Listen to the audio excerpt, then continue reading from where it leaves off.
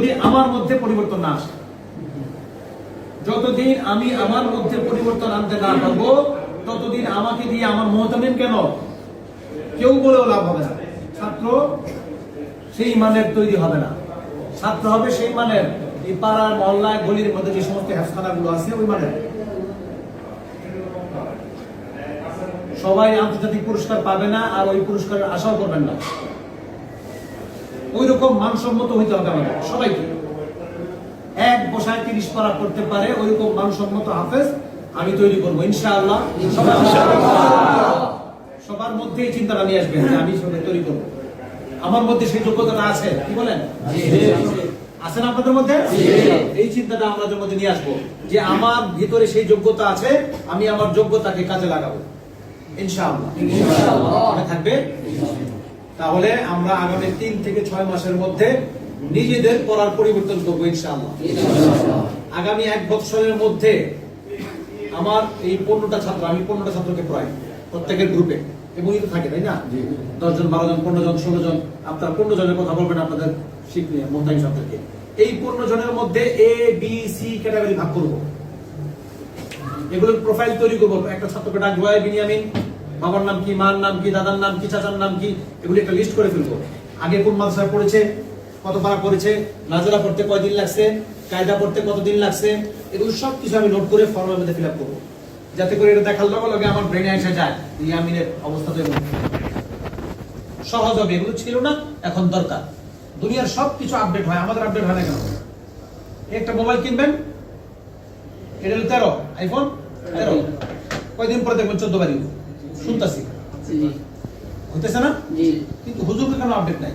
শিক্ষকদের কিছু একটা ধরতে গেলে আয় হায় আগামীদের অবস্থা শেষ করে দিতেছে, আগামীদের না করে গেছে। আমাদের যে খাইছে আসলে, আমরা এখন থেকে নিজেদের পড়ার মানকে কিভাবে গঠন করব, তৈরি করব, সেই চিন্তা করব। 1 বছরের মধ্যে আমি আমার ছাত্রদেরকে একটা সেই মানে নিয়ে যাব, যাতে করে তাদের পড়ার মান তৈরি হয়ে যায়। বুঝা আসছে? মনে থাকবে তো? ছাত্রদেরকে বেশি বেশি শাসন করব, ছাত্রদের ব্রেনটাকে পড়ার চেষ্টা করব। আগে ছাত্ররা কি চায় সেই মেজাজটাকে করে তারপর আমি তাকে ডোজ দেবো ইনশাআল্লাহ। মনে থাকবে? একটা ছাত্র আসছে আমার কাছে ভর্তি হইতে, তো এখন ভর্তি হইতে আসছে, তখন এই ছেলেটার কাজ হইলো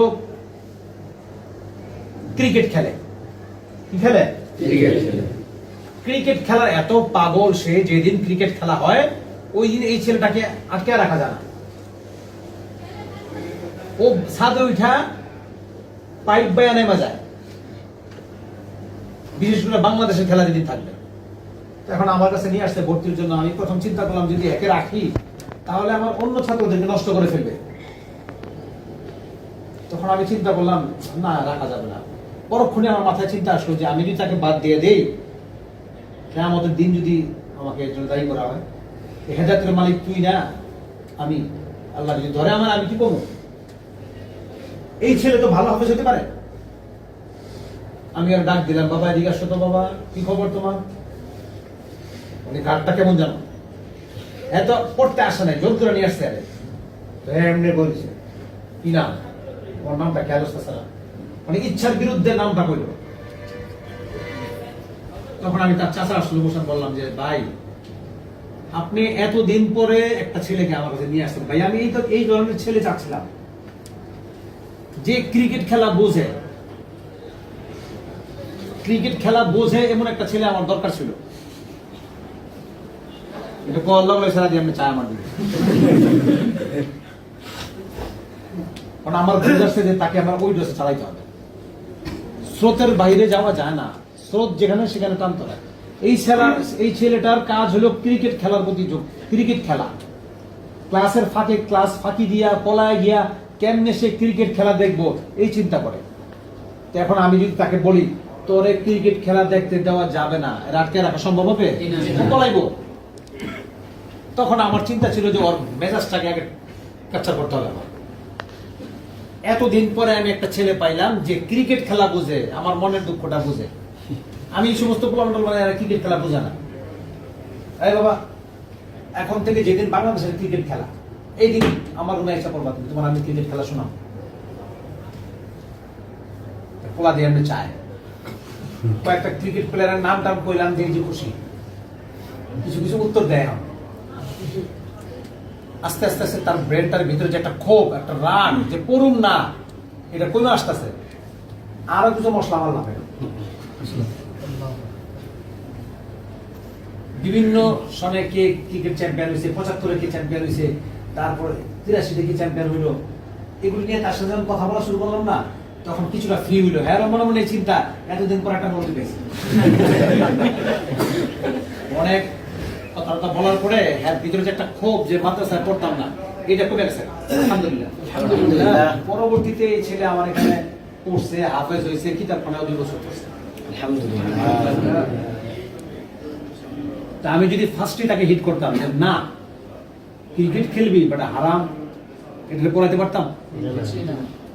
এই জন্য এই বাচ্চার ব্রেনটাকে আগে পড়ার চেষ্টা করছি যে সে কি চায়, তা না করে আমরা আক্রমণে চলে যাই, এগুলো ঠিক না।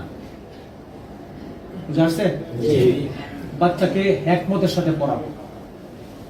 আমার 15টা ছেলের মধ্যে কার ব্রেন কেমন, কে কি চায়, এটা আমাকে বুঝতে হবে। এবং এটা সবচেয়ে ভালো বুঝে তার ক্লাস টিচার। মোহতামি সাহেব তো ভালো বুঝে না, তাই না? অর্থাৎ আপনি বুঝে বুঝে আপনার এই 15টা ছেলেকে কিভাবে চালানো উচিত এবং ঠিক করে নেবেন। বুঝতে পারছেন? মনে থাকবে? তাহলে আজকে আমরা শুধু আলাপ করলাম শিক্ষকরা কিভাবে চলা উচিত শাসনের ক্ষেত্রে, তারপর ছাত্রদেরকে কিভাবে পড়ানো উচিত, কিভাবে পড়ার মান ভালো করবেন, কিভাবে ভালো হাফেজ হবে, পড়ার মানের বিষয়ে কথা বলবেন। মনে থাকবে? আজকে শুধু বলবো যে আপনারা আপনাদের নিজেদেরকে তৈরি করেন। আপনারা এই চিন্তাটা করেন যে আপনার ভিতরে ভালো মানের শিক্ষক হওয়ার মতো যোগ্যতা আছে।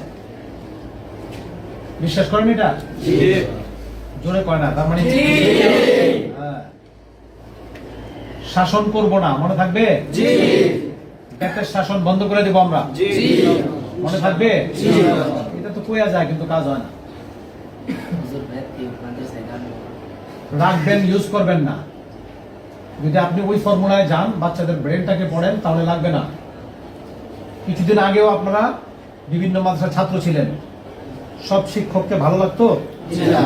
কোন শিক্ষককে দেখলেই রাগ উঠতো, আবার কোন শিক্ষককে দেখলেই কেমন আছে, এমন হচ্ছে না? কারণটা কি? কি কারণে ওই শিক্ষককে ভালো লাগতো আপনার? কোন কারণ তো নিশ্চয় ছিল। কোন শিক্ষককে দেখলেই এড়ায় যেতেন, কেমনে জানেন, সামনে যাম না, এমন হইতো না? কারণটা কি? নিশ্চয়ই তার মধ্যে কোনো বদ খাসলত আছে, নিশ্চয়ই আছে। কি কি ছিল, এগুলো বর্জন করি। কি ভালো গুণের কারণে ওই শিক্ষককে আমার ভালো লাগে, এর ভালো গুণগুলো আমি নেই, এগুলো নিয়ে ভাবি না। মনে করেন যে আমার ওস্তাদরা এগুলো করে নাই, ক্লাসে বসছে, পড়াইছে, এখন এমনি চলবে, আমিও এমনি চলব না। তাহলে 10 বছর পরও আপনার অবস্থানে একই জায়গায় থাকবে। এই যেমনটা 6 বছর পরও একই জায়গার মধ্যে পড়ে রয়েছে। আমাকে উঠতে হবে। আমি একজন প্রতিষ্ঠিত শিক্ষক হব ইনশাআল্লাহ, মানসম্মত। বুঝা আসছে?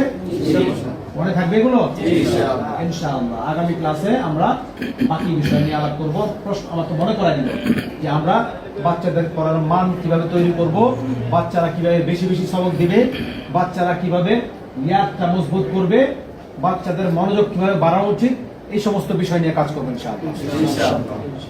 সব কথার মূল কথা যেটা হলো, পেটের শাসন বন্ধ করে দেব।